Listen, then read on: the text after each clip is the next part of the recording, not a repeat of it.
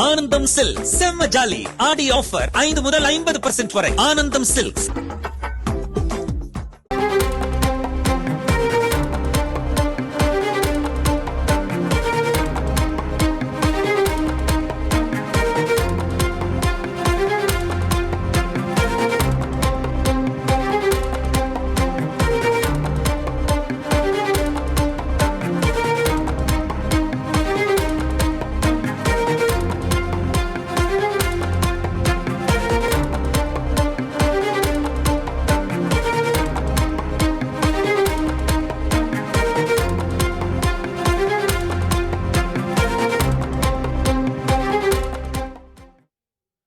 கடந்த அதிமுக ஆட்சியில் சட்டமன்றத்திற்குள் குட்கா கொண்டு வரப்பட்ட விவகாரத்தில் முதலமைச்சர் மு க ஸ்டாலின் உள்ளிட்ட திமுக எம்எல்ஏக்கள் நோட்டீஸுக்கு பதிலளிக்க சென்னை உயர்நீதிமன்றம் உத்தரவு பிறப்பித்திருக்கிறது.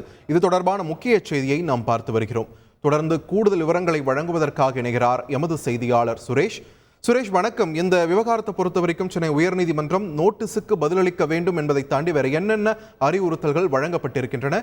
விரிவான தகவல்களை பதிவு பண்ணுங்க. வணக்கம். முந்தைய அதிமுக ஆட்சி காலத்தில் கடந்த 2017ஆம் ஆண்டு சட்டமன்றத்திற்குள் குட்கா கொண்டு சென்றதாக அப்போதைய எதிர்க்கட்சி தலைவரும் தற்போதைய முதலமைச்சருமான ஸ்டாலின் உள்ளிட்ட திமுக எம்எல்ஏக்களுக்கு எதிராக உரிமை மீறல் நோட்டீஸ் அனுப்பப்பட்டது. இந்த நோட்டீஸை எதிர்த்து ஸ்டாலின் உள்ளிட்ட திமுக எம்எல்ஏக்கள் தாக்கல் செய்த வழக்கை விசாரித்த சென்னை உயர்நீதிமன்ற தனி நீதிபதி அந்த நோட்டீஸை ரத்து செய்து தீர்ப்பளித்திருந்தார். இந்த தீர்ப்பை எதிர்த்து அதிமுக ஆட்சியில் மேல்முறையீட்டு வழக்குகள் தாக்கல் செய்யப்பட்டிருந்தன. இந்த வழக்குகள் நீதிபதிகள் எஸ்.எம். சுப்பிரமணியன் மற்றும் குமரப்பன் அடங்கிய அமர்வு முன்பு விசாரணைக்கு வந்தது. அப்போது தமிழக அரசு தரப்பில் முந்தைய சட்டமன்றத்தினுடைய பதவிக்காலம் முடிவடைந்து விட்டதால் இந்த நோட்டீஸ் காலாவதியாகி விட்டதாக தெரிவிக்கப்பட்டது.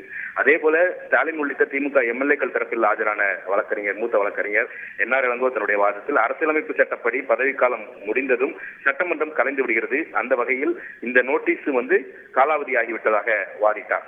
இந்த வழக்கில் அனைத்து தரப்பு வாதங்களையும் கேட்ட நீதிபதிகள் இன்றைக்கு இந்த வழக்கில் தீர்ப்பளிப்பதாக தெரிவித்திருந்தார்கள். இன்றைக்கு இந்த வழக்கில் தீர்ப்பளித்த நீதிபதிகள் எஸ்.எம். சுப்பிரமணியம் மற்றும் குமரப்பன் அடங்கிய அமர்வு இந்த உரிமை மீறல் நோட்டீஸை எதிர்த்து முன்கூட்டியே இந்த வழக்கானது தாக்கல் செய்யப்பட்டிருக்கிறது.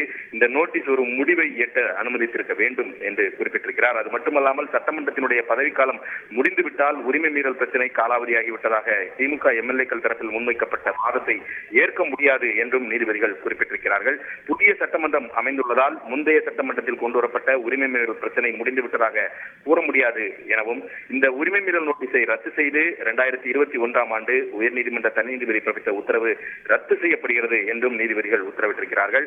மேலும் உரிமை மீறல் நோட்டீஸுக்கு முதலமைச்சர் ஸ்டாலின் உள்ளிட்ட திமுக எம்எல்ஏக்கள் உரிமைக்குழுவிடம் விளக்கம் அளிக்க வேண்டும் என்றும் உரிமைக்குழு சட்டமன்ற விதிகளை பின்பற்றி இந்த விவகாரம் தொடர்பாக விசாரணை நடத்தி விரைவில் இறுதி முடிவு எடுக்க வேண்டும் என்றும் நீதிபதிகள் உத்தரவிட்டிருக்கிறார்கள். நன்றி சுரேஷ், உங்களுடைய விரிவான தகவல்களுக்கு. ஆனந்தம் சில்க் செம்ம ஜாலி ஆடி ஆஃபர் 5 முதல் 50% வரை. ஆனந்தம் சில்க்ஸ்.